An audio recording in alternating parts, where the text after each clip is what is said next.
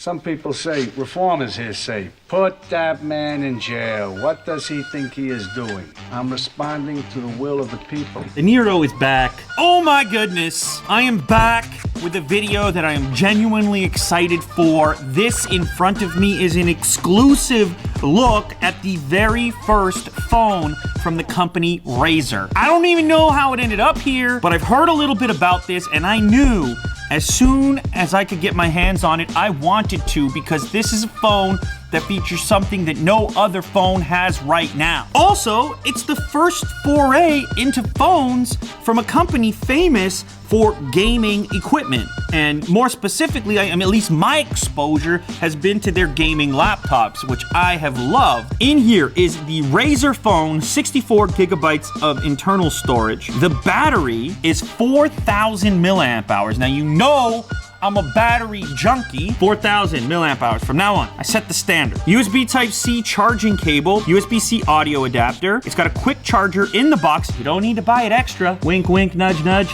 I don't even know how to wink. Does that count? SIM eject tool and important product information guide. Now, some other specs I know for a fact that this thing has 8 gigabytes of RAM. Most excitingly is the display. That's the special feature that no other phone has. Whether you're watching movies in bed, listening to music on your run, or kicking virtual ass on your commute. We're gonna have to bleep that because this is a family show. You need a device that delivers breathtaking visuals, cinematic audio, and the power to last all day.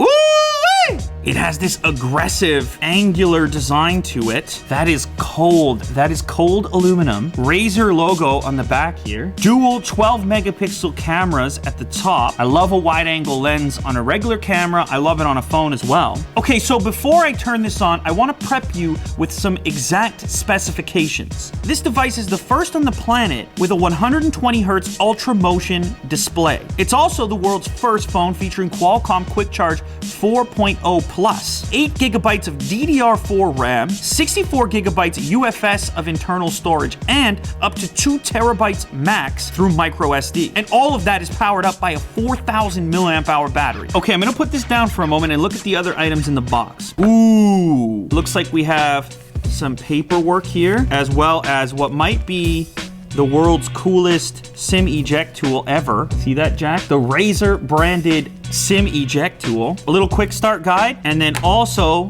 of course, the Razer stickers to show your pride. Braided USB Type-C cable, Type-C to mini jack adapter. Okay, lastly, we have, I'm guessing, the power brick. Yes, and this is your Qualcomm Quick Charge 4.0 Plus power brick with the Razer branding on it. You're gonna wanna use the included charger to charge up super quick. So here we go, initial boot up. There it is, Razer logo powered by Android. Ooh, nice little Razer animation. So there you have the new 5.7-inch display, a Razer branded setup here, which is nice. My speculation, I guess, was correct. I believe the power switch over here, Jack, can you pick that up? Right there. This is a power switch fingerprint. This is the thing that everybody wanted Apple to do with the 10, so you didn't just have to rely on face unlock. All right, let's check out this fingerprint. Oh.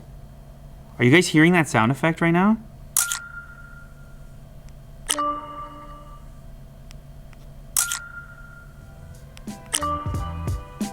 Well, that's my favorite lock and unlock ever, all time. It's got some games included by default. Titanfall, mobile version, World of Tanks, a racing game. All right, let's check out the settings real quick. Some data about the phone. So here we can see 1.5 gigabytes of 7.5 gigabytes memory used. Android 7.1.1. I've shown you a lot of stuff that's cool, but this to me is the coolest. The display supports 120 Hertz refresh rate. Now you've seen this in gaming monitors.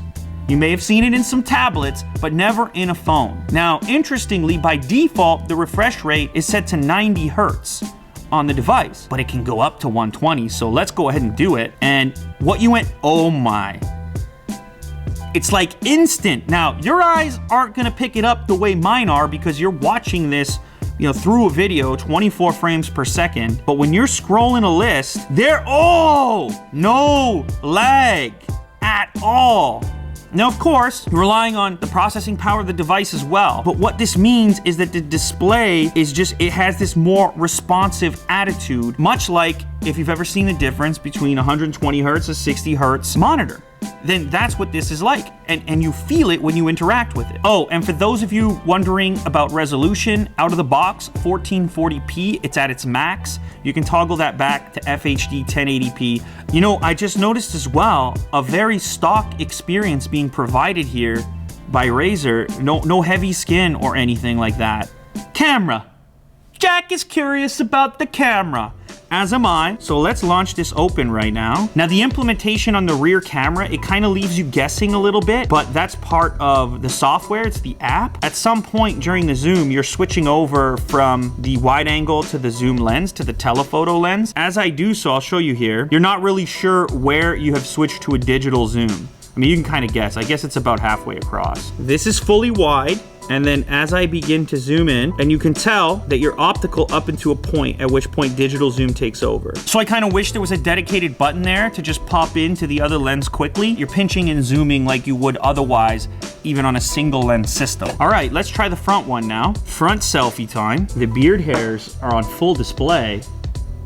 I have to say I am satisfied.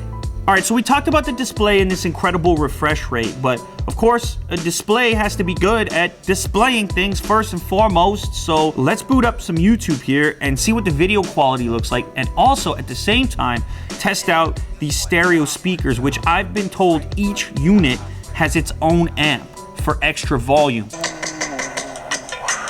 Let's see what we got. It's a billion iPhone 10 cases! They might be the best speakers I've heard. I don't know, you guys probably can't tell because they're firing at me. There's a little bass in them, which is kind of crazy to say about a phone. So far, just hearing what I heard on the YouTube video, I think it's gonna be pretty nice. We'll see. 1, 2, 3.